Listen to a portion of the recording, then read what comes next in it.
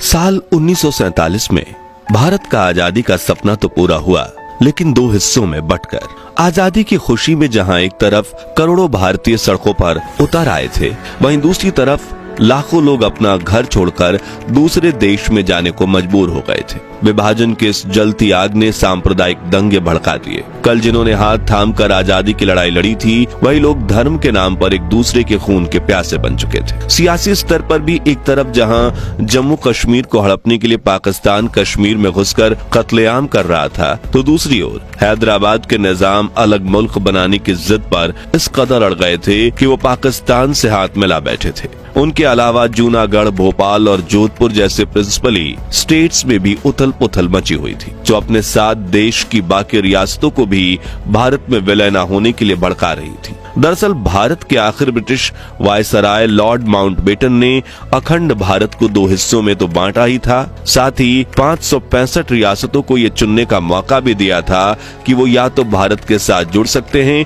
या पाकिस्तान के साथ, या फिर खुद को अलग राष्ट्र घोषित कर सकते हैं। यानी उस वक्त भारत के एक नहीं कई सौ टुकड़े हो चुके थे। मगर फिर कहानी में एंट्री हुई iron man of India Sardar Vallabh भाई पटेल की, जिन्होंने देश की बिखरी हुई रियासतों को मोतियों की तरह एक धागे में पिरोकर भारत का हिस्सा बनाने के लिए तैयार कर दिया। कहा जाता है कि पटेल न होते तो भारत कभी भारत ही नहीं बन पाता। देश को एक सूत्र में बांधने वाले आजादी की लड़ाई के सबसे बड़े सेनानियों में से एक सरदार पटेल ने अपनी रणनीति, कूटनीति और सख्त फैसलों से रियासतों के इस बिखरे मेले को एक राष्ट्र बना दिया था। लेकिन उनके सामने तीन सबसे बड़ी चुनौतियां थी: जूनागढ़, हैदराबाद और जम्मू कश्मीर को भारत में शामिल करना। हालात इतने खराब थे कि ब्रिटिश अफसर ताना मारते थे, ये देश तो बनने से पहले ही खत्म हो जाएगा। मगर उन्हें क्या पता था कि सामने पटेल खड़े हैं, जिनके सामने न राजा टिके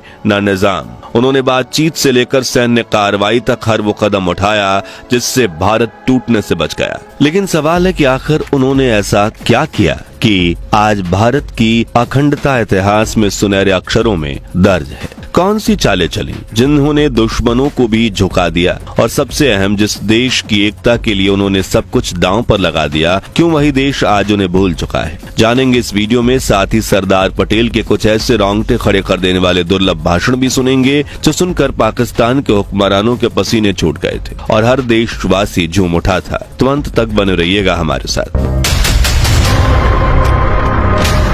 15 अगस्त 1947, 200 वर्षों के संघर्ष के बाद भारत को ब्रिटिश हुकूमत से आजादी मिली। आजादी की वो सुबह जितनी सुनहरी थी, उससे जुड़ी राजनीति उतनी ही धुंधली। कांग्रेस के ज्यादातर वरिष्ठ नेता चाहते थे कि सरदार वल्लभ भाई पटेल देश के पहले प्रधानमंत्री बने, क्योंकि उन्होंने संगठन, प्रशासन और आजादी की लड़ाई में हमेशा जमीन पर रहकर काम किया था। मगर दूसरी तरफ नेहरू जिद पर अड़े थे कि वही प्रधानमंत्री बनेंगे, और उन्हें समर्थन मिला महात्मा गांधी का, जिससे पटेल बहुत आहत हुए। लेकिन उन्होंने ना तो विरोध किया और ना ही कोई शिकवा, बल्कि अपने मन की पीड़ा को देश के निर्माण में झोंक दिया और निकल पड़े देश की 565 बिखरी हुई रियासतों को एक राष्ट्र में जोड़ने की राह पर। ज्यादातर रियासतें पटेल की दृढ़ता और दूरदर्शिता के सामने बिना किसी संघर्ष के भारत में शामिल हो गई। लेकिन कुछ रियासतें ऐसी थी जो सिरदर्द बन चुकी थी, जिनमें सबसे पहली थी जूनागढ़।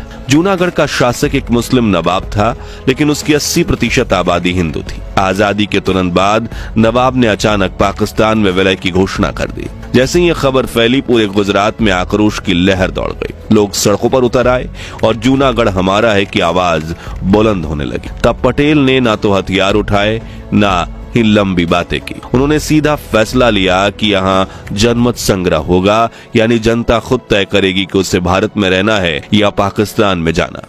जब वोटिंग हुई तो नतीजा चौंकाने वाला था। 2 लाख से ज्यादा रजिस्टर्ड वोटर्स में सिर्फ 91 लोगों ने पाकिस्तान के पक्ष में वोट डाला और बाकियों ने भारत के पक्ष में। इस तरह जूनागढ़ हमेशा के लिए भारत का हिस्सा बन गया। वहीं नवाब मोहम्मद महाबत खजनी तृतीय अपनी बीवियों खजाने और कुत्तों के साथ एक जहाज में बैठकर कराची पाकिस्तान भाग निकला, जिसके बाद उन्होंने पाकिस्तान के पहले विदेश मंत्री मोहम्मद जफरुल्लाह खान को उनकी हैसियत दिखाते हुए कहा, आपने ही जूनागढ़ के नवाब को पाकिस्तान में शामिल होने के लिए भड़काया था ना, अब यूनाइटेड नेशंस में जाओ या दुनिया पार कर जाओ, कुछ होने वाला नहीं। आप भी सुनिए। मैं इधर आया तो आज अखबार में मैंने देखा ये लंबी चौड़ी बयान दिया जफरुल्लाह साहब ने, उसमें जूनागढ़ को भी डाल दिया। जूनागढ़ को सलाह जफरुल्लाह साहब ने दिया था कि हाँ तुम पाकिस्तान में शरीक हो जाओ, वो ठीक है, तो उसका जूनागढ़ का नवाब को भोगना पड़ता है, कोई जफरुल्लाह साहब को भोगना नहीं पड़ता है। ये तो खाली बातों है।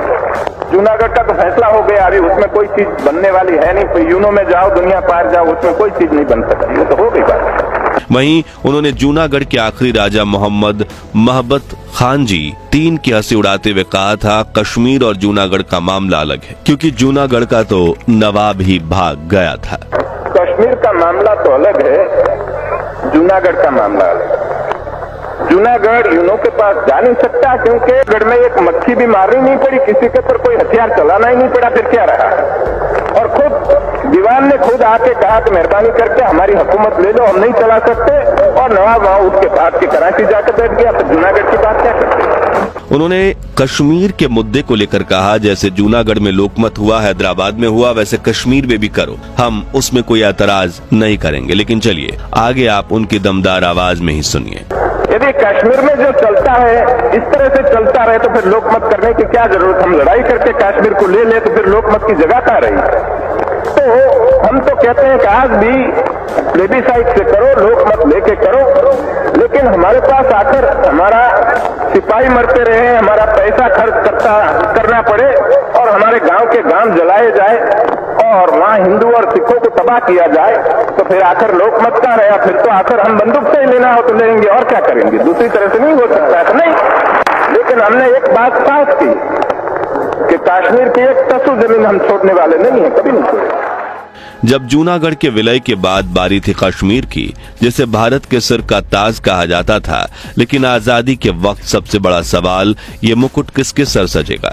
कश्मीर के राजा हरि सिंह बेहद असमंजस में थे। वो ना पाकिस्तान के साथ जाना चाहते थे और ना ही भारत में शामिल होना चाहते थे। उनका सपना था एक स्वतंत्र कश्मीर जो ना भारत का हिस्सा हो ना पाकिस्तान का। उन्होंने कुछ समय तक दोनों देशों से दूरी बनाए रखी, लेकिन उनकी ये तटस्थता पाकिस्तान को खटक गई। पाकिस्तान को लगता था कि मुस्लिम बहुल आबादी उनके पक्ष में है और वहां बिना ज्यादा संघर्ष के कब्जा हो जाएगा।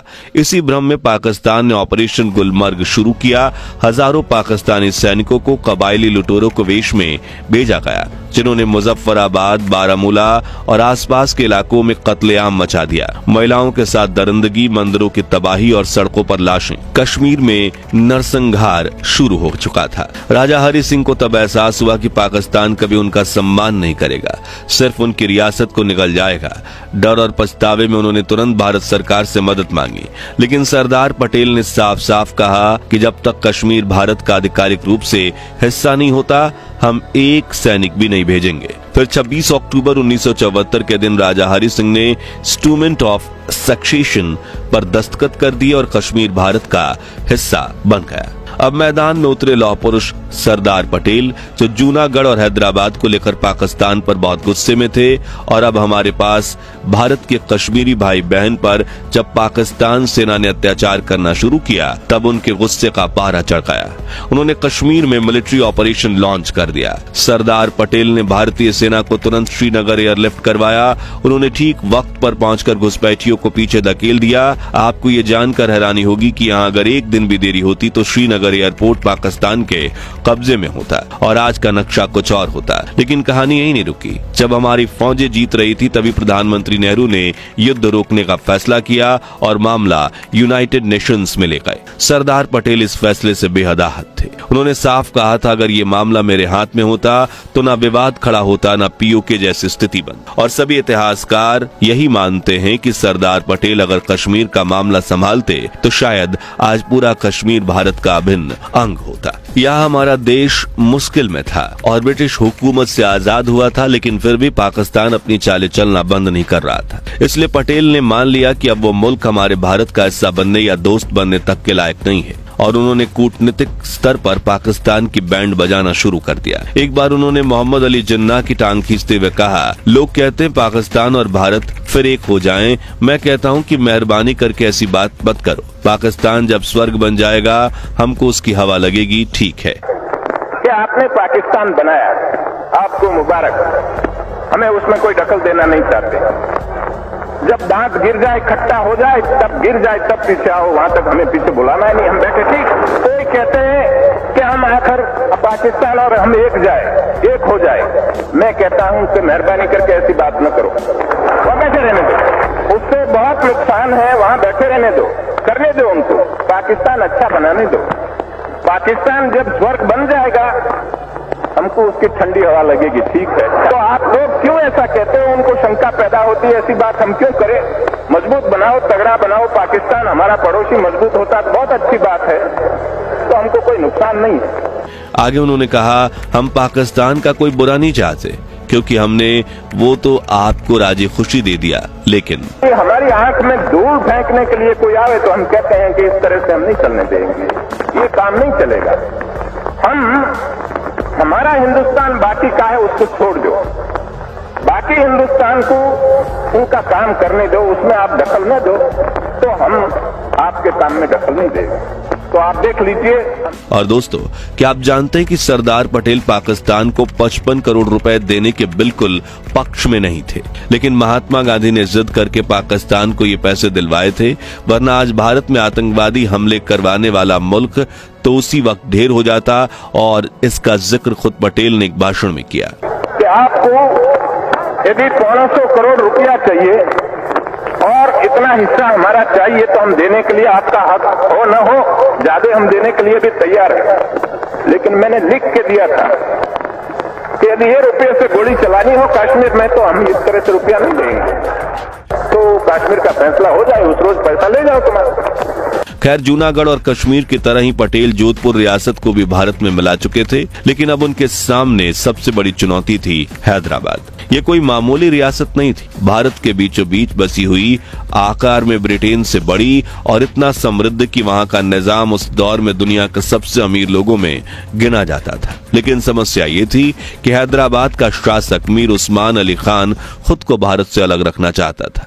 उसने न सिर्फ पाकिस्तान से गुप्त समझौते किए, बल्कि स्वतंत्र हैदराबाद नाम से एक अलग मुल्क बनाने की जिद पर अड़ा रहा। इतना ही नहीं, हैदराबाद में रजाकर नाम का एक उग्र इस्लामिक संगठन भी खड़ा हो चुका था, जिसकी मिलिशिया सड़कों पर खुलेआम हिंदुओं पर अत्याचार कर रही थी और निजाम की सरकार आंखें मूंदे बैठी थी। जब हालात बेकाबू हो गए तो सरदार पटेल ने बिना एक पल गवाए ऑपरेशन पोलो को आदेश दिया, जिसे इतिहास में पुलिस एक्शन के नाम से जाना जाता है। 13 सितंबर 1948 को भारतीय सेना ने हैदराबाद की सीमाओं में दाखिल कर 4 दिन तक जबरदस्त सैन्य कार्रवाई की। रजाकारों के ठिकानों को तोड़ा गया, निजाम की फौज को पस्त किया गया और आखिरकार 17 सितंबर 1948 के दिन निजाम ने सरेंडर कर दिया और हैदराबाद भारत का हिस्सा बन गया। बिना अंतर्राष्ट्रीय समर्थन के, बिना यूनाइटेड नेशंस के हस्तक्षेप के, सिर्फ सरदार पटेल की रणनीति, हिम्मत और क्विक एक्शन की बदौलत पटेल जानते थे कि अगर भारत के दिल में एक अलग देश बस गया तो ये अखंड भारत हमेशा के लिए बिखर जाएगा। इसलिए उन्होंने देश को बचाने के लिए वो सब किया जो एक लौह पुरुष ही कर सकता है। मित्रों, भारत पाकिस्तान के बंटवारे के बाद 1948 में पटेल साहब ने कलकत्ता में एक भाषण दिया, जिसमें उन्होंने पाकिस्तान का साथ देने वाले मुस्लिम्स को कुछ कड़े शब्द कहे थे और उनका ये बयान खूब विवादों का कारण बना। आप भी सुनिए। हिंदुस्तान में जो मुसलमान पड़े हैं, वो मुसलमान ने, काफी लोगों ने, ज्यादातर लोगों ने पाकिस्तान बनाने में साथ दिया। लेकिन अब एक रोज में, एक रात में क्या दिल बदल गया? वो मुझे समझ में नहीं आता, कैसा बदल गया। लेकिन ऐसा नहीं था कि उन्होंने भारत की मुस्लिम जनता से कोई बैर या दुश्मनी रखी हो। वो सिर्फ इस बात से दुखी थे कि उन्हें भारत छोड़कर पाकिस्तान क्यों जाना है। और 12 फरवरी 1949 के दिन उन्होंने अपनी एक ऐतिहासिक स्पीच में देश भर के हर धर्म के लोगों को मिलजुल कर रहने के लिए कहा। हमारा कर्तव्य ये है कि हमें निश्चय कर लेना चाहिए कि हमें हिंदुस्तान में जितने लोग थे सबको मिल मिल के भाई भाई की तरह के रहना, एक दूसरे के साथ गुरका गुरकी करने से कोई काम नहीं होगा और इस तरह से नहीं करना। कोई भी कौम हो, हिंदू हो, मुसलमान हो, सिख हो, पारसी हो, ईसाई हो, सबको यही समझना चाहिए कि ये हमारा मुल्क है। आगे उन्होंने कहा था, हम एक खुदा की औलाद हैं, एक ईश्वर की प्रजा हैं, इस प्रकार हमें रहना चाहिए। जैसे सर्व धर्म का सार सर्व मजहब के लोग थे, एक रहे और सब कौम के, सब जात के कोई फर्क न रखे और कोई ऊंच नहीं, कोई नीच नहीं और सभी एक समान है। ऊंच क्या और नीच का, पवित्र क्या अपवित्र क्या। पवित्र तो वही होता है कि जो अपना पवित्र जीवन रखता है, अपवित्र वही है कि जो ख्याल अपवित्र रखता है, अपना जीवन अपवित्र रखता है। तो न कोई हमारे में न कोई स्पृश्य होना चाहिए, न अस्पृश्य होना चाहिए, सभी एक समान है। वहीं उन्होंने नौजवानों को झगड़े और टंटे छोड़कर मेहनत करके भारत को आगे बढ़ाने की सलाह दी थी। कोई भी झगड़ा का काम हो, फिसाद का काम हो, टंटा का काम हो, छोड़ देना। 5 साल काम कर लो और हम लोग तो अब जरीफ हुए, बुढ़े हुए, हमारा काम तो एक गुलामी में से छोड़ाना था, वो तो पूरा हो गया। लेकिन उठाने के लिए नौजवान तैयार न हो तो फिर बहुत मुश्किल हो जाए। तो ये नहीं है कि हमारे नौजवानों में दिमाग नहीं है, दिमाग तो बहुत है, तेज है, ज्यादा तेज हो गया, उसकी मुसीबत होती है। जितना हो जाए तेज, इससे ज्यादा हो जाए। तो हर चीज में हम एक प्रकार की सबकी गलती निकालने का हमारा दिमाग आगे चलता है। तो एक क्रिटिकल दृष्टि हमने बनाई है, हर चीज की चेष्टा करनी, टीका करनी, टिप्पण करना है उसके पर। लेकिन हमें प्रैक्टिकल चीज, कोई व्यवहारू चीज करनी हो तो फिर किताब देखते हैं, किताब में क्या लिखा है, उससे काम नहीं होता। वो तो हाथ पर चलाने की बात है। सरदार पटेल भारत की आजादी का वो चैप्टर हैं जिनके बिना हम अखंड भारत की कल्पना तक नहीं कर सकते। लेकिन विडंबना ये है कि हमारा इतिहास उन्हें भूल चुका है। इसे लेकर पहले राष्ट्रपति राजेंद्र प्रसाद ने कहा था, आज भारत जो कुछ भी है उसमें सरदार पटेल का बहुत योगदान है। लेकिन इसके बावजूद हम उनकी उपेक्षा करते हैं, यानी उनके योगदान को इग्नोर करते हैं। वहीं पटेल की जीवनी लिखने वाले राजा मोहन गांधी भी कहते हैं कि आजाद भारत के शासन तंत्र को वैधता प्रदान करने में गांधी, नेहरू और पटेल की त्रिमूर्ति की बहुत बड़ी भूमिका रही है। लेकिन ये शासन तंत्र भारतीय इतिहास में गांधी और नेहरू के योगदान को तो स्वीकार करता है, लेकिन पटेल की तारीफ करने में कंजूसी कर जाता है। जिसका सबसे बड़ा उदाहरण यह है कि सुनील लिखनानी की मशहूर किताब द आइडियाज ऑफ इंडिया में नेहरू का जिक्र तो 65 बार आता है, जबकि पटेल का जिक्र सिर्फ 8 बार किया गया है। इस तरह रामचंद्र गुहा की पुस्तक इंडिया आफ्टर गांधी में पटेल के 48 बार जिक्र की तुलना में नेहरू का जिक्र 4 गुना अधिक 185 बार किया गया है। तो दोस्तों, अगर सरदार वल्लभ भाई पटेल भारत के पहले प्रधानमंत्री बनते तो क्या आज देश की स्थिति कुछ और होती? क्या उसी वक्त पीओके का फैसला हो जाता? अपनी राय हमें कमेंट्स में बताइए। अगर आपको ये वीडियो अच्छी लगी हो तो इसे लाइक और शेयर जरूर कीजिए। उम्मीद करते हैं 21,000 लाइक्स की। और हाँ, ऐसी अनकही अनसुनी सच्ची कहानियों के लिए हमारे चैनल को सब्सक्राइब करके पास वाली घंटी जरूर बजा दीजिए। जय हिंद, जय भारत।